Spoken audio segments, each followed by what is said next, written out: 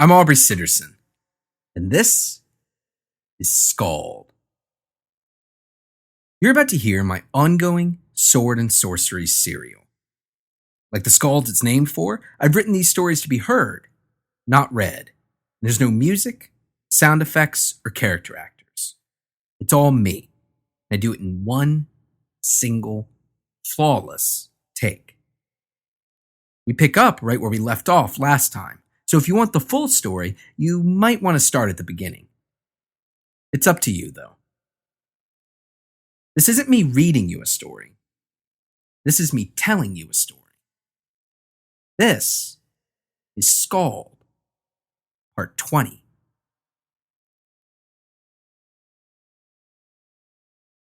Maul fell. Forever. He was trapped. He couldn't slow down, and worst of all, it never stopped. Plummeting downward, the rushing wind forcing his screams back down into his throat, plunging into the darkness, cascading into the abyss. He knew there was a time when he hadn't been falling, some point in his distant past when he still had control of his body, when it wasn't as useless as a rock sinking into the ocean. But try as he might, he could summon up no memory of it. Instead, fell. Ceaselessly, without end, he fell through the dark air, heavy with anticipation. Maul had brief flashes of memory of the fall before the fall, when he was devoured by that yawning chasm, that ragged gorge that cut through the earth. But unlike that fall, Maul's current descent wasn't slowed by desperate attempts to grab branches, to find purchase in the craggy rocks that lined the ravine. Unlike that fall, Maul didn't begin moving faster whenever he failed to grasp something. He didn't pick up speed or lose it. No, Maul's current fall was through a true void. There were no gnarled roots, no rocky escarpments to break his fall. There was nothing at all. Darkness and the breathtaking rush of wind that surrounded him. Maul reached out, fingers splayed, clenching in the darkness for anything that could save him, legs kicking, a frantic effort to connect with something, anything that would slow his descent. But to no avail. He could see the darkness in his periphery vision, but he couldn't turn to see what lined this bottomless pit that had consumed him. He couldn't turn, he couldn't look away from what he fell toward. An open barrel placed on the ground below. The barrel waited with the patience of the earth itself, calling out to Maul, beckoning to him, welcoming him into the cold, crushing embrace of his doom, his final, inevitable end. It was charred, made of ancient wood that had been touched, caressed, and worn by the blaze, that shiny black exterior coaxed out by the transformative power of heat and flame. Now, made strong, made everlasting, made real, the barrel sat in a field of black, hungry, riotous flames, waiting for Maul to join them in the darkness. But Maul could only see the flames out of the corner of his eye, for he still couldn't tear his gaze away from the barrel, and even worse, what was inside of it. He saw what was in the barrel, what it contained, what it held for him and him alone. He saw what it was. It terrified him. It shook him to the very core of his being. He couldn't tell what it was, but he needed to find out, though he never wanted to know, and he already knew exactly what he would find in that grim, terrible barrel. Maul could see the barrel in the distance, knew that it held something awful, grisly, and macabre, and he could feel himself moving toward it. Though his mind reeled at the notion of coming face to face with the unspeakable contents of the barrel, he knew that he must, for he fell toward it at an impossible rate. But though he could feel himself getting closer, and he fell as quickly as ever, as quickly as he had been falling for as long as he could remember, for the length of eternity and back. Despite all that, the barrel was as far away as ever. Falling ever closer, but not moving at all, Maul looked down at the barrel, squinting, willing his eyes to focus, to see more clearly. He was horrified of what the barrel contained, of what he fell ceaselessly toward. But if he would face his fate, if he would plummet toward his very doom, then he would know what it was, and he would curse it to its face. Maul fell, and he fell, the wind roaring in his ears, pushing out all other thoughts. The only thing that mattered, the only thing he cared about, was finding out what was in that barrel, what waited for him inside of it. The barrel's contents began to take form, and Maul's heart began to beat wildly, trying to tear its own panicked way out of his chest. But Maul continued looking, staring into his wild, unknowable destiny, fruitlessly willing his body to calm itself in the terrifying face of fate. Contents of the barrel began to coalesce, to come into vision, to reveal themselves to Maul. He prepared himself to see and to know, for his mind to reel in horror, but just as he began to understand what waited for him,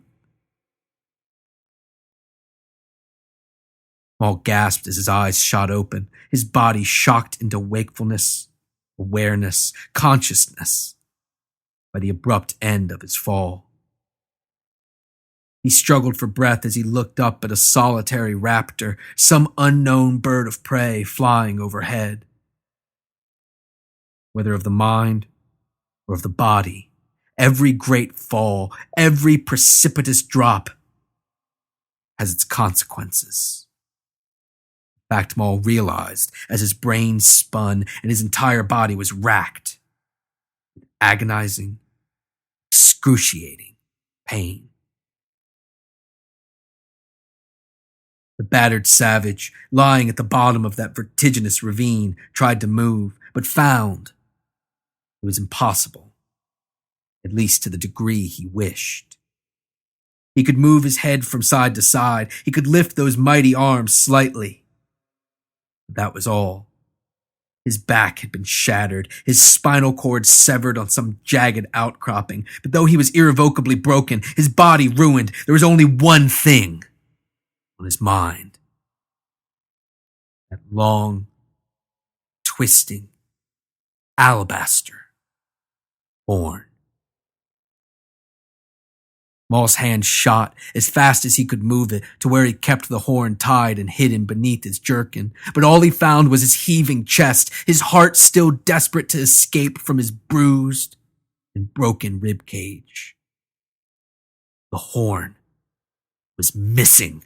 The Pharaoh, the monk, someone else entirely. They had caused his fall, or perhaps just turned it to their advantage. Either way, the horn was lost to him, and Maul let out the only sound he could manage. An aggrieved, pitiable cry. But as his cry left his lips and then, shortly afterward, left his ears, he heard a calling. The horn. That long, twisting, alabaster horn, Maul's prize, what he deserved, his true destiny, calling to him, reaching out to him, beckoning him to come. With joy welling up in his exhausted heart, Maul exerted what little strength he had and turned his head, only to find a pair of twisting antlers and a hateful smile.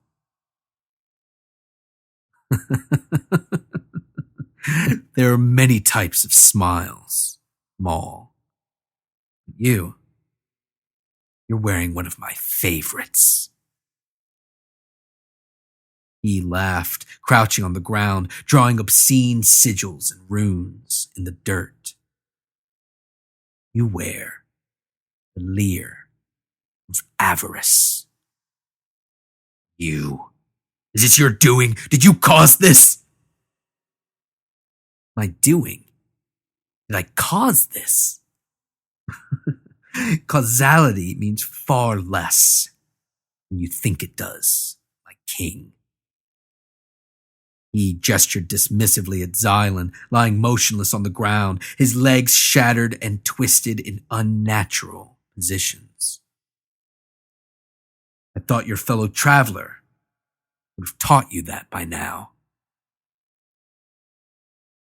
When Maul saw his unconscious companion, his primitive mind began to buzz, not with ideas for how to save him or how to enlist his help, but with what that godless monk taught him. Without a word, Maul clenched his eyes shut, blocking him from his vision as he would attempt to block him from existence. What had he done for Maul? He had condemned him to a living hell, a waking nightmare. He had coerced him into performing awful acts by which he had forsaken her, forsaken Enlith, and then, even worse, he punished Maul for sparing her, punished Maul for the only thing he did right, the only thing he'd ever done right, punished him for the love he and Enlith had once shared. Maul owed him nothing, because all he had given Maul was a shattered brain and an even harder road than the one he was already damned to travel. No, Maul didn't owe him anything. If anything, it was the other way around. He owed Maul the throne, his realm, his kingdom, and the cleansing fire he would rain down upon all those who oppose him. He owed Maul. But as Maul prepared to cry out, he felt his foot land upon his neck. Part human, part goat, part bear, and part something else. Whatever it was, it pushed down on Maul's throat, making speech and breath impossible. As he growled, "Oh no, Maul, we're not through yet. We are far from finished. You and I." He lifted his foot, allowing Maul to fill his aching lungs, expanding outward so fast that they shook his shattered ribs.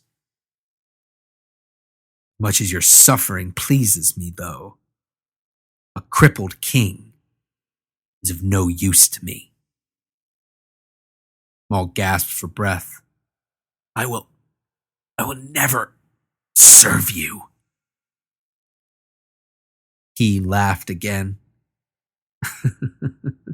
"It's too late for that, Your Highness. You made your choice. You stoked the flames. You hammered the steel. You forged the sword. It only remains to be seen whether you wield it or fall upon it. Either way, I will have what I desire, what I am owed. And you will give it to me willingly." He smiled, then, using his foot, grimacing slightly as he touched it, he rolled Maul's cudgel over, revealing 2 tiny sprigs that had sprouted out of that notched wood, watered, nourished, and called forth by the blood of those who would stand in Maul's way. "Go ahead, then." Maul stared up at him, confused. "What? Go ahead and what?" "Your problem is that you're smarter than anyone thinks, and yet far stupider than you even realize. The sprigs, you fool! What sustained you during your imprisonment?" "Sap from the world tree." "And what do you think courses through that precious new growth now? What power do you think it contains? What drives it forward? Eat of it, you stupid beast." Back broken, stuck at the bottom of a ravine, stranded in a strange barrier realm, one companion broken, possibly dead, and another missing, with him hovering above, flashing that terrible smile down at him. Maul had no choice. And though he thought Maul dumb, the savage was smart enough to know this. When only one path remains, best to gird your loins and march down it, quickly. So that's exactly what Maul did. He tore off the sprigs, watching as flecks of sap stained his cudgel, then shoved the wild growth in his mouth. He wasted no time chewing, swallowing that otherworldly medicine whole. That's right. Choke it down, Maul. He took a seat on the ground once again, swirling the dust to cover up his sigils and runes. It chose you for a reason, just as you chose me. Maul grimaced, then tried and failed to push himself up. Enough! I never chose you. I curse your very name. And look, I have not been healed. I am still broken and... Before Maul could finish, before he could let loose the string of vulgar insults that he had prepared, he felt a ball of something cold and clean in his stomach. A kernel, a seed, a spinning mass that suddenly shot out uncountable tendrils within him. Caressing his ribs, lining the bones of his legs, and wrapping gently around his spine, tendrils so numerous, so quickly moving that he could not keep track of them. So cold, so clean, they calmed the raging fires within, soothing the boiling fury that existed in his very marrow. Though the tendrils touched every part of his body, they recoiled in horror from Maul's shattered mind and his rage-fueled psyche. Maul struggled to stay conscious, to stay awake, to keep his eyes on him, but the tendrils affected every inch of his mighty frame, and though he tried to keep his gaze straight, his eyes crossed, causing the antlers and those gleaming teeth to overlap and mix, blending together in one ghastly, ever-shifting form, surrounded by black, hungry, riotous fires. And as the darkness set in, sucking him down into that bottomless, never-ending pit, Maul heard him speak. Good boy. It won't be long now. It won't be long at all.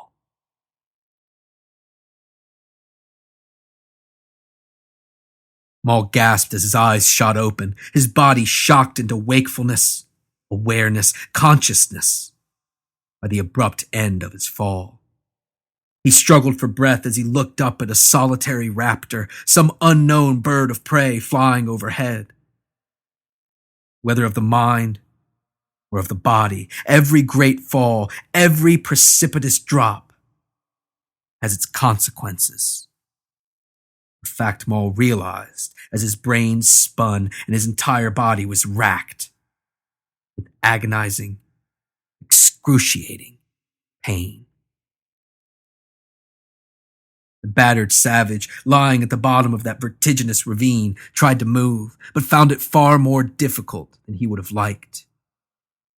He could move his head from side to side, he could lift those mighty arms, but it was all accompanied by a searing, burning pain within.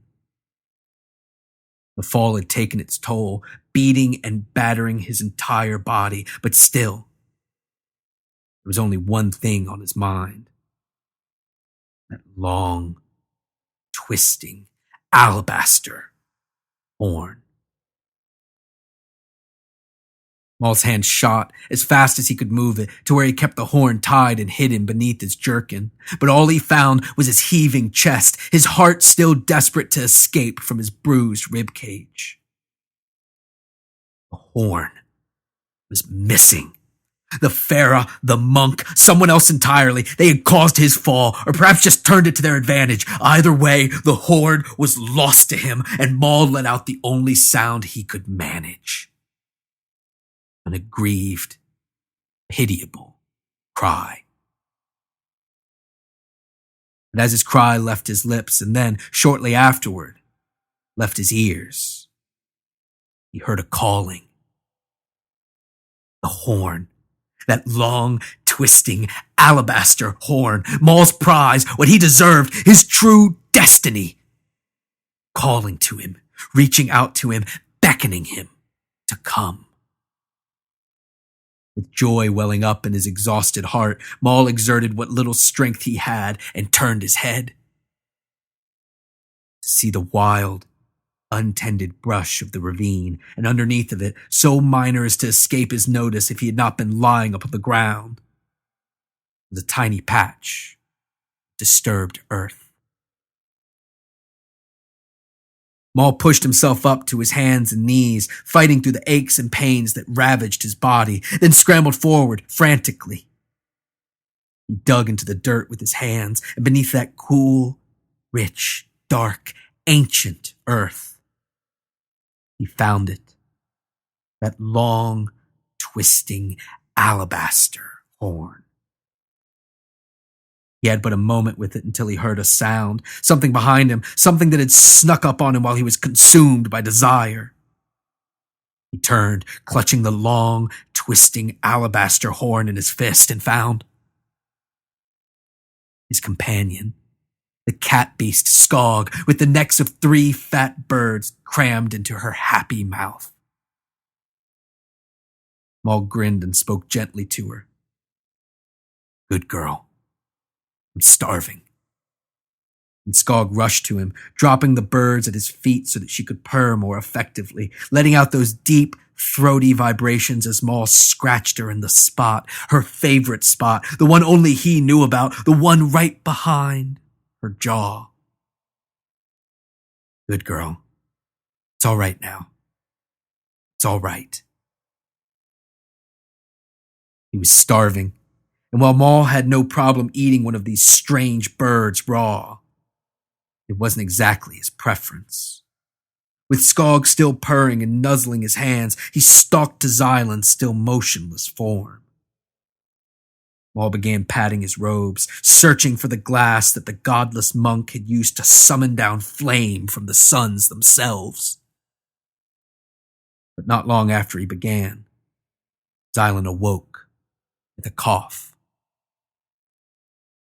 "So, you aren't dead." Maul was stone-faced, and it was impossible for Xylan to tell whether the savage was relieved or disappointed. "What?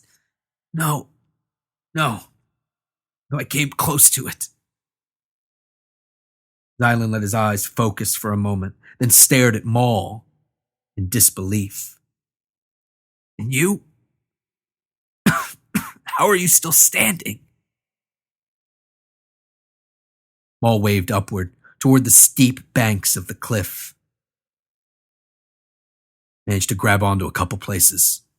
Slowed my fall." Maul grinned a grin. It was mostly a sneer.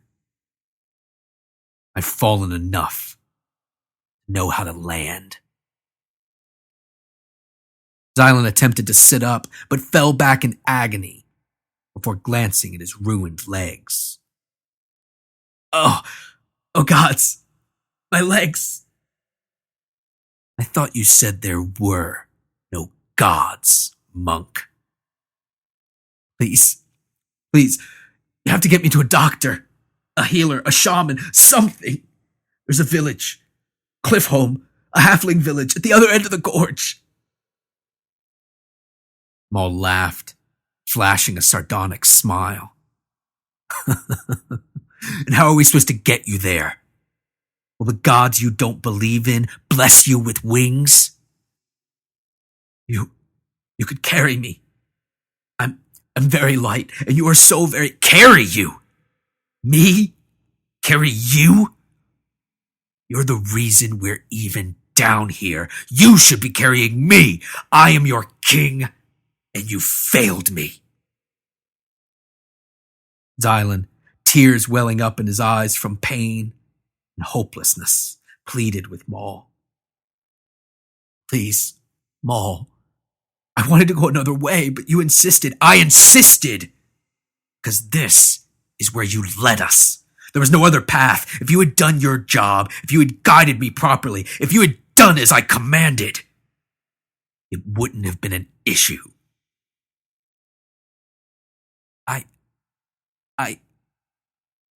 Xylan stammered, realizing the precariousness of his situation. You're right. You're right, Maul. You're right, my king. I failed you. I failed you. I'm so sorry. Please, please, have mercy on me. Maul glowered at the godless monk, deep in thought, furious at the pain he suffered and the time he lost from the fall into the gorge. As the fires raged behind his eyes, he was suddenly distracted by Skog's massive head, nudging his clenched fist, biting it softly, a gentle reminder to keep scratching. Fine. If I'm going to be lugging your dead weight, I'll need to eat. He pointed at the 3 fat birds lying nearby. Xylan exhaled a sigh of relief. Yes, of course, my king. Anything you wish. I wish for a fire. Is your body too broken, too weak to build me one?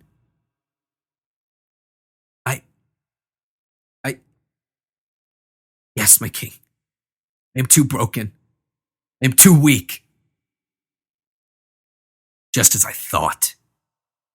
Give me your glass, and I shall do it on my own, by myself, as I must always do, as I have always done.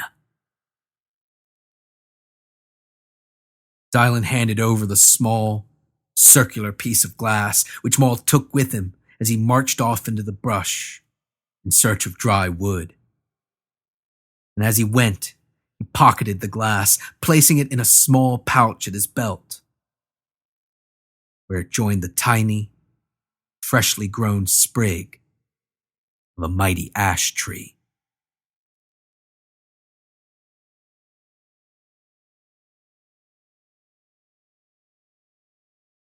If you like SKALD, please help spread the word with a review on iTunes or Stitcher. It helps new people find the podcast, and if you say nice stuff, I'll read it on the show.